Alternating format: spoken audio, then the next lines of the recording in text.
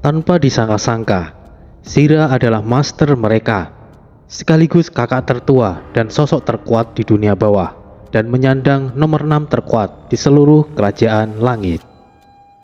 Tidak hanya keempat jubah merah saja yang terkejut, ratusan makhluk jubah merah di belakang mereka juga ikut bersujud di hadapan sosok legenda terkuat di dunia bawah yang sudah lama menghilang dan muncul di hadapan mereka setelah ratusan tahun berlalu. Beberapa ratus tahun yang lalu, saat masa kejayaan kerajaan langit, penghuni kerajaan langit tidak dibatasi dengan wilayah. Tidak ada dunia atas, dunia tengah, ataupun dunia bawah. Saat itu juga tidak ada namanya gerbang surga ataupun gerbang neraka. Suatu ketika, terjadi sebuah keanehan. Muncul dua portal yang menghebohkan penghuni kerajaan langit. Portal tersebut berada tepat di atas di salah satu di istana langit, dan satunya lagi berada di wilayah paling bawah di kerajaan langit. Portal pertama yang berada di istana langit atau yang disebut sebagai gerbang surga memiliki warna cerah berwarna-warni dan beraroma wangi, sedangkan portal yang berada di tempat paling bawah di kerajaan langit memiliki warna hitam dan berbau busuk. Gerbang surga sejak awal tidak bisa dimasuki bahkan oleh Raja Al sekalipun. Begitu juga dengan gerbang neraka. Suatu ketika terjadi kehebohan di saat kemunculan makhluk dari gerbang surga dan juga gerbang neraka yang saat itu masih dalam bentuk portal. Kemunculan makhluk dari kedua portal tersebut memiliki perbedaan yang sangat jauh. Gerbang surga yang keluar adalah sosok yang menyerupai bidadari atau malaikat, sedangkan di gerbang neraka yang muncul adalah sosok makhluk yang amat mengerikan dan haus darah. Mereka langsung bertempur saat kedua belah pihak bertemu, dan yang menjadi korban adalah penghuni kerajaan istana langit itu sendiri.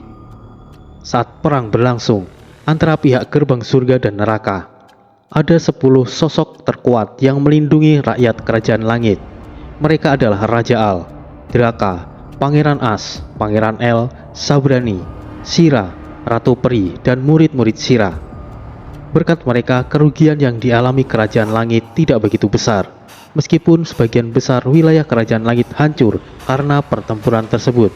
Setelah perang usai yang tidak diketahui pemenangnya, pihak gerbang surga memberikan kompensasi, yaitu kunci untuk memasuki gerbang surga, yang mana hanya bisa dimasuki oleh pemegang kunci saja. Kemudian, kedua portal disegel dan dibangun gerbang yang disebut sebagai gerbang surga dan gerbang neraka. Kedua gerbang tersebut menjadi tempat sakral bagi penghuni kerajaan langit. Setelah waktu berlalu, terpecahlah bagian kerajaan langit yang diberi nama wilayah atas, wilayah menengah, dan wilayah bawah. Di gerbang surga dijaga oleh makhluk dari gerbang surga itu sendiri dan mencegah siapapun untuk tidak sembarangan masuk. Sedangkan di gerbang neraka, konon tidak bisa dibuka dari dalam atau memiliki 7 gerbang yang membingungkan, bahkan untuk penghuni gerbang neraka sekalipun.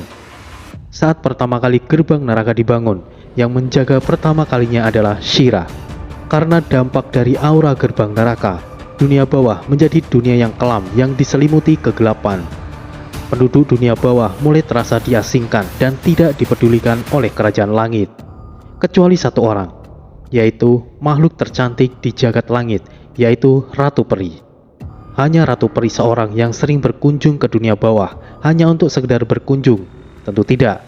Ratu Peri sangat menyukai Shira dengan sikapnya yang dingin, namun memiliki kesetiaan yang tinggi.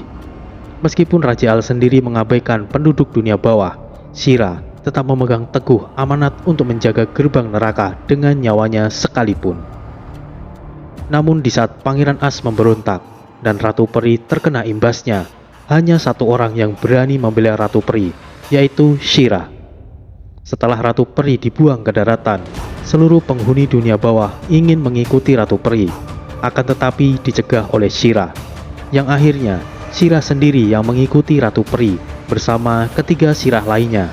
Ketiga Shira ini bernama Shire, Shiri, dan Suru, adalah murid dari Ratu Peri. Setelah Shira pergi, dunia bawah menjadi kacau. Banyak kejahatan di sana. Semua itu menjadi hal wajar di dunia bawah untuk menjadi kuat. Seperti yang sudah pernah disampaikan sebelumnya, Shira memanglah pengawal pribadi sang Ratu Peri. 3 di antaranya adalah murid Ratu Peri dan satunya adalah orang dengan keinginannya sendiri untuk mengikuti Ratu Peri. Dari segi kekuatan, Shira jauh lebih tinggi dibandingkan Ratu Peri dalam keadaan sempurna. Namun, keinginan Shira mengikuti Ratu Peri tidak sia-sia. Bakatnya dalam pertarungan bisa dia salurkan setelah mengenal Tori dan mengikutinya menjelajah ke berbagai dunia gaib. Shira disebut sebagai legenda terkuat di dunia bawah karena mampu menjaga gerbang neraka sendirian. Beberapa kali penghuni gerbang neraka keluar, semuanya bisa Shira tangani sendiri. Shira tidak pernah melepaskan jubahnya, tidak pernah ada yang tahu wujud Shira seperti apa, dan tidak ada yang pernah melihat Shira bertarung dengan sungguh-sungguh. Mungkin julukan terkuat nomor 6 akan berubah jika Shira menunjukkan kemampuan aslinya. Semua penghuni dunia bawah menghormati Shira. Mereka bahkan sampai mengikuti gaya penampilan Shira, seperti yang sudah diketahui dengan identik jubah merah yang sering Shira gunakan. Wah, aku terkejut. Si nomor 6 ada di antara kita ternyata, ucap Sabrani. Aku yang jauh lebih terkejut, Sabrani. Aku juga merasa malu. Aku kira Shira hanyalah pengawal biasa. Ternyata dia bahkan di atas ibuku, sahut Sinta. Tori dan Jaka tidak bisa berkata apa-apa. Di balik kemisteriusan Shira menyimpan sesuatu yang luar biasa mengerikan. Tori hanya bertekad untuk bisa menjadi kuat. Apa yang Tori miliki saat itu masih jauh dari kata mampu. Pelajaran yang diberikan Mbah Sabar tidak bisa Tori gunakan secara maksimal sebagaimana Mbah Sabar melakukannya. Kami senang, Master akhirnya kembali. Tapi kami mengerti, Master kesini bukan untuk kembali, tetapi ingin pergi menemani mereka. Kami percaya Master akan kembali dengan selamat, kata salah seorang jubah merah. Shira hanya terdiam dan melangkah di depan mereka lalu menuju ke arah rombongan Tori. Berarti kalian sekarang mengizinkan kami untuk lewat, kata Sabrani. Mana kami berani menghadang kalian. Jika ada master kami di antara kalian, silahkan, semoga kalian beruntung, jawab jubah merah lainnya. Mereka memasuki gerbang neraka, disambut teriakan yang ditunjukkan oleh Shira. Semoga beruntung, Master, ucap salah satu jubah merah dengan lantang. Suasana seketika berubah saat mereka memasuki gerbang. Mereka merasakan sesak dan bau busuk yang menyengat, seperti yang dikatakan Draka. Di hadapan mereka adalah jurang yang gelap yang tidak diketahui dasarnya. Ada 7 jembatan di atasnya. Mereka harus memilih salah satunya. Jalur mana yang harus kita pilih, Tori? Kata Jaka. Bagaimana menurutmu, Sabrani? Tori melemparkan pertanyaan kepada Sabrani. Aku akan mengikuti pilihan Anda, Tuan Tori. Aku juga sependapat dengan Sabrani, suamiku. Kira-kira yang mana, Jaka? Dari ke-7 jalur jembatan ini memiliki tingkat bahaya yang sama. Aku yakin di sini tidak ada yang aman, Tori. Masuk akal sekali, Tuan Jaka. Baiklah, kita ambil jalur pertama. Apapun yang ada di ujung jembatan ini, kita hadapi bersama, kata Tori yakin saat memilih jalur. Shira berada di depan memimpin jalan dan Shire di belakang melindungi mereka. Jembatan yang mereka naiki terbuat dari bahan seperti tulang yang kuat, tidak begitu lebar, cukup untuk berjalan 2 orang berdampingan. Tori mencoba menengok ke belakang, sudah tidak ada apa-apa lagi, gelap dan bahkan tidak terlihat ada jembatan. Butuh waktu lama, mereka sampai di ujung jembatan. Mereka sampai di daratan hitam dengan sedikit pasir menutupi tanah tersebut, disertai kabut tipis yang menutupi pandangan mereka. Ketika mereka melangkah, beberapa saat kemudian, terdengar nyanyian sayup-sayup yang menyayat hati. Tori tidak mengerti bahasa apa yang digunakan, tetapi mereka tahu dari nada nyanyian tersebut menyimpan kesedihan yang mendalam. Nyanyian yang mengerikan. Tidak aku sangka mendengarnya langsung, ucap Jaka sambil menggenggam kerisnya. Apa kau mengetahui sesuatu tentang nyanyian ini, Jaka? Kata Tori penasaran. Ini adalah nyanyian kematian. Siapapun yang mendengarnya akan menemui ajalnya, Jelas Jaka. Nyanyian kematian yang dikatakan oleh Jaka adalah sesuatu yang dia ketahui dari catatan yang diberikan Mbah Gun kepadanya.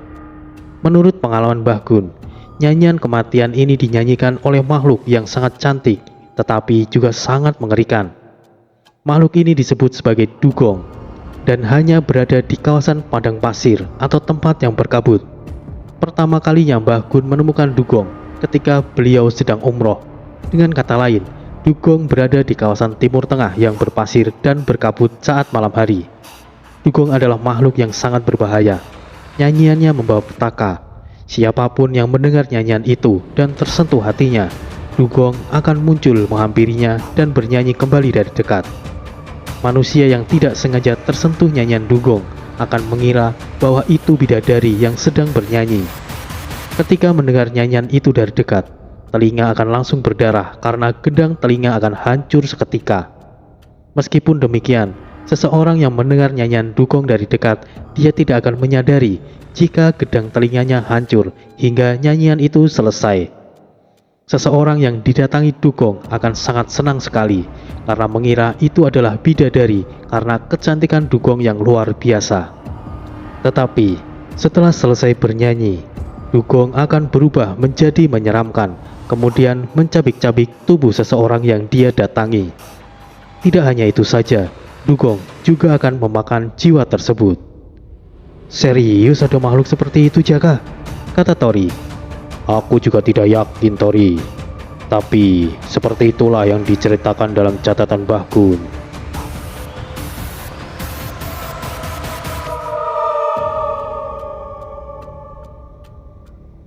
Sayup-sayup mereka mendengar nyanyian memilukan itu kembali. Mereka tidak beranjak dari tempatnya karena kabut yang menutupi pandangan. Mereka tidak bisa melangkah sembarangan. Aku tahu makhluk apa itu, suamiku.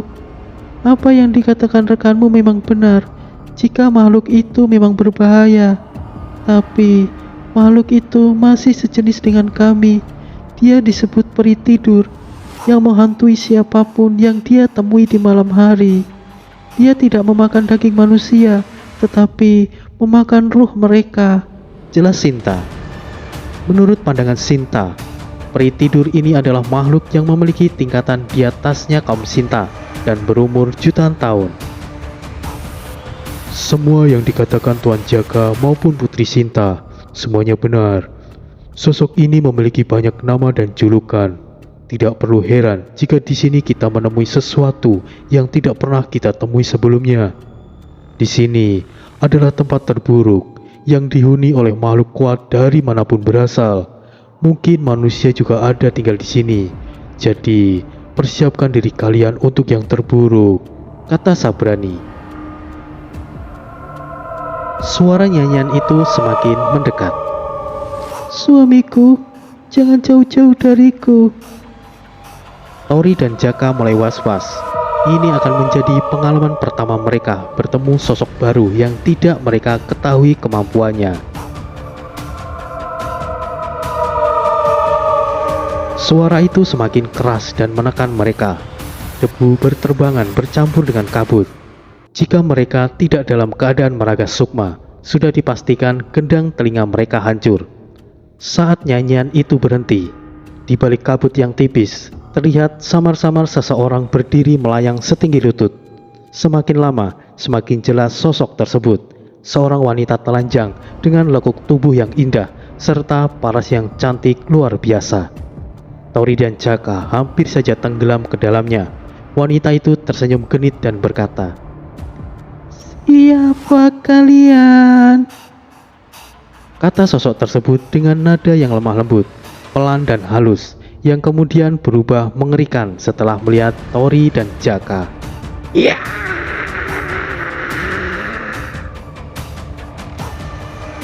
Wanita itu berubah sangat mengerikan, seperti hendak menerkam mereka. Dengan cepat, Shire langsung menyerang, tetapi serangan Shire dihindari. Kemudian sosok wanita itu mundur dan menghilang di antara kabut. Sekali lagi terdengar nyanyiannya. Tori mulai merasakan takut saat itu. Mereka seperti mangsa yang sedang diburu. Hati-hati semuanya. Ini adalah wilayahnya. Jangan sampai terpisah. Tetap bersama dan terus berjalan. Tujuan kita masih jauh di dalam, ucap Sabrani yang kemudian memimpin jalan. Semakin jauh mereka melangkah, semakin Tori bingung. Saat itu mereka sudah dikelilingi oleh kabut dan masih terdengar suara nyanyian yang menyentuh hati, yang lama-kelamaan membuat mereka merinding.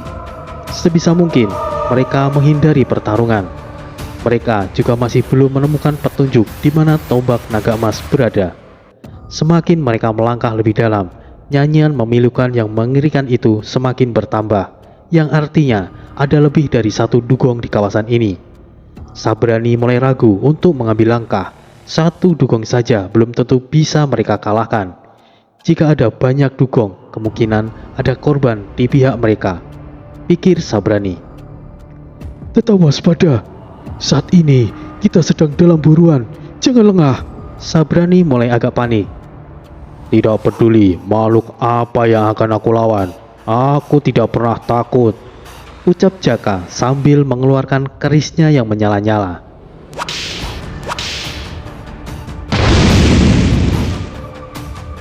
Keris Jaka seperti hidup, menari-nari seperti ular yang menggeliat dibakar api.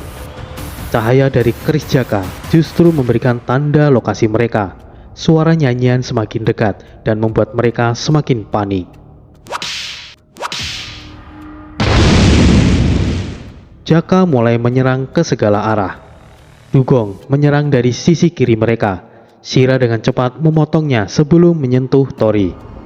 Dari ekspresi Shira sendiri, dia sepertinya tidak main-main. Bahkan Shire melepaskan jubahnya. Dengan wujud seorang wanita dengan kulit hitam dengan kedua senjata yang memiliki 3 mata pisau. Semakin banyak nyanyian-nyanyian itu membuat Tori jadi bingung. Begitu pula Jaka. Dia terus mengayunkan senjatanya tanpa arah, sehingga akhirnya Jaka tidak terkendali dan terpisah dari barisan, dan membuat titik buta Jaka tidak terlindungi. Jaka, awas! Tori berteriak. Tapi sudah terlambat. Jaka ditarik oleh dugong dan terpisah dari mereka. Kemudian Shira dan Shire menyusul Jaka. Menurut catatan Bahgun, dugong adalah makhluk individu. Mereka tidak berkelompok karena kebiasaan dugong memang menyendiri. Bertemu satu dugong saja sudah menjadi malapetaka, apalagi ada banyak. Konon, dugong juga abadi. Dengan kata lain, tidak bisa mati meskipun ditebas hingga kepalanya lepas. Bagian tubuhnya yang terpotong akan menyatu kembali. Semua makhluk pasti akan mati. Hanya saja dalam catatan Bahgun tidak diketahui informasi detail tentang dugong dan cara untuk melawannya. Dalam catatan yang disebutkan dugong, Bahgun hanya mengatakan, Jika kamu merasakan kehadiran makhluk dugong, larilah. Dugong yang ditebas Shira sudah pasti tidak mati. Bertemu dengan satu dugong saja sudah sangat merepotkan, apalagi yang mereka temui saat itu sangat banyak jika didengar dari suara nyanyiannya. Dan tentunya itu juga menjadi hal yang tidak biasa. Dugong adalah makhluk yang langka. Dalam satu wilayah mungkin hanya terdapat satu dugong saja di suatu negara. Bahkan di Indonesia kemungkinan tidak ada. Di dalam gerbang neraka, atau disebut sebagai alam iblis, wilayah yang paling buruk di seluruh alam gaib, semua yang dianggap mustahil bisa terjadi di sana. Jaka lengah sehingga ditarik oleh dugong dan hilang di balik kabut. Shira dan Shire menyusulnya, berusaha untuk menolongnya. Mereka menjadi terpisah dan semakin rentan. Sabrani juga tidak bisa berbuat apa-apa kecuali bertahan. Rekanmu sangat ceroboh sekali, suamiku. Ya, itu sudah menjadi sikapnya istriku. Semoga dia baik-baik saja. Tuan Tori, sepertinya keadaan akan semakin memburuk jika kita tetap di sini. Kita harus terus berjalan. Jangan khawatirkan rekan Tuan. Aku yakin dia bisa menjaga dirinya sendiri, kata Sabrani. Baiklah, ayo lanjutkan perjalanannya Sabrani. Tori percaya Jaka akan baik-baik saja, ditambah kedua Sirah menyusulnya. Suara nyanyian menyedihkan yang mengerikan itu masih terus terdengar. Mereka berjalan menghindari jika suara tersebut terdengar jelas dan dekat. Terus seperti itu mereka lakukan, karena dengan begitu mereka bisa menghindari dugong dengan aman. Selama mereka menghindari suara nyanyian itu, memang mereka selalu terhindar bertemu dengan dugong, tetapi mereka tidak menyadari bahwa mereka sedang digiring ke jurang kematian. Akhirnya kita keluar dari wilayah berkabut, Sabrani, kata Tori senang. Di sekeliling mereka sudah tidak berkabut, kecuali di belakang mereka. Di kiri dan kanan terlihat pembatas bukit batu yang menjulang tinggi. Lalu di depan mereka ada begitu banyak gundukan tanah hitam dengan lubang besar seperti gua. Tuan Tori, aku rasa ini adalah tempat mereka, ucap Sabrani. Suara nyanyian itu terdengar menggema yang berasal dari gundukan tanah tersebut. Tidak lama kemudian muncul sosok mengerikan dari lubang. Sosok itu seperti ular bertubuh manusia. Wajahnya sangat mengerikan, lidahnya panjang, mulutnya yang lebar dengan giginya yang tajam seperti gergaji. Rambutnya gimbal dan memiliki mata runcing seperti ular. Ada puluhan lebih dugong muncul dari gundukan tanah tersebut, jauh lebih besar daripada yang mereka temui di dalam kabut. Wajah mereka menyeringai senang, seperti melihat mangsa. Di sini jauh lebih baik untuk bergerak. Saudara! Sabrani memanggil pusakanya. Senjata Sabrani meluncur dari langit. Setelah Sabrani menggenggam senjata itu seperti berdengung, satu senjata besar berbentuk gada dengan duri di sekelilingnya. Jaga diri Anda, Tuan Tori. Aku akan menghabisi mereka, ucap Sabrani. Suamiku, tetaplah di sampingku. Sabrani mendekati sekumpulan dugong yang mengerikan itu. Para dugong langsung mengepung Sabrani sambil tertawa mengerikan.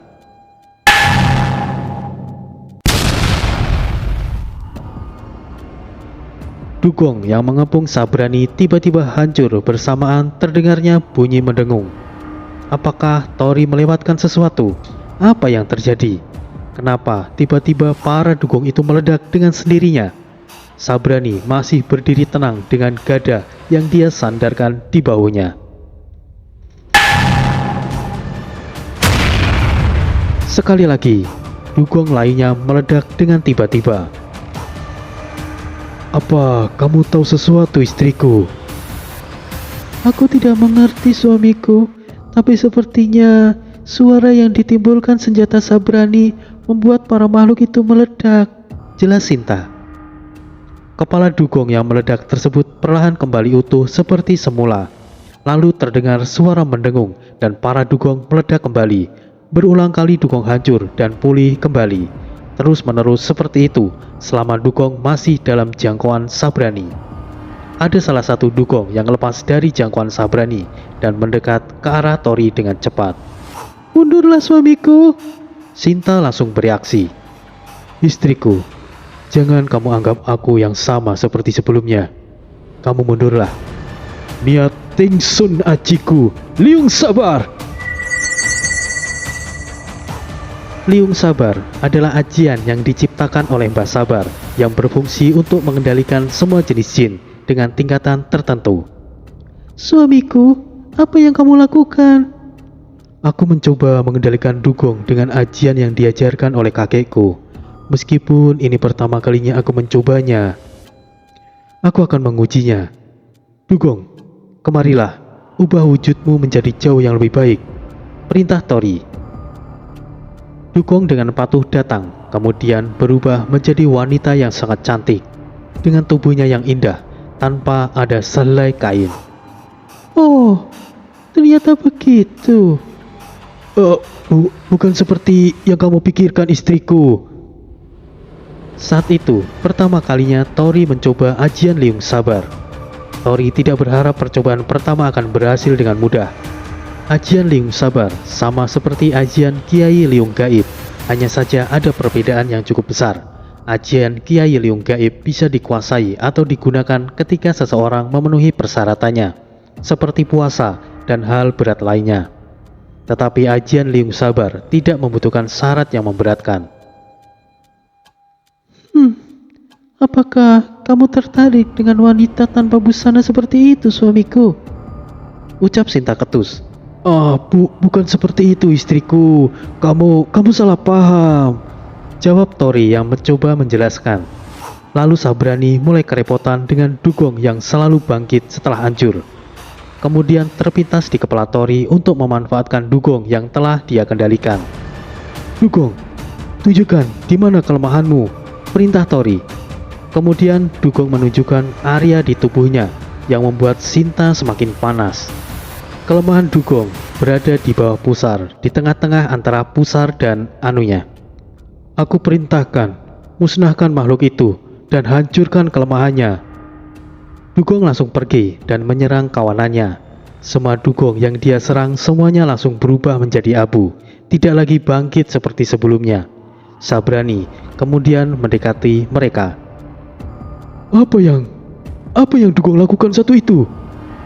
Aku mengendalikannya, Sabrani. Hahaha, itu luar biasa tuan. Apakah jika sesama dugong saling bertarung tidak bisa pulih lagi? Bukan seperti itu, Sabrani. Aku memintanya menunjukkan kelemahannya, lalu seperti yang kau lihat saat ini. Setelah kawanan dugong semuanya lenyap, Tori perintahkan dugong yang dia kendalikan untuk menghancurkan inti kehidupannya sendiri, dan itu benar dilakukannya. Di sisi lain, di mana Jaka berada. Saat Jaka ditarik oleh dugong, dia terseret menuju gua. Di dalam gua, suasananya remang-remang dengan cahaya yang muncul di dinding gua yang dipancarkan oleh batu-batu kecil yang bersinar. Jaka dibawa ke dalam sarang dugong yang berada di dalam kabut. Lepaskan, kurang ajar!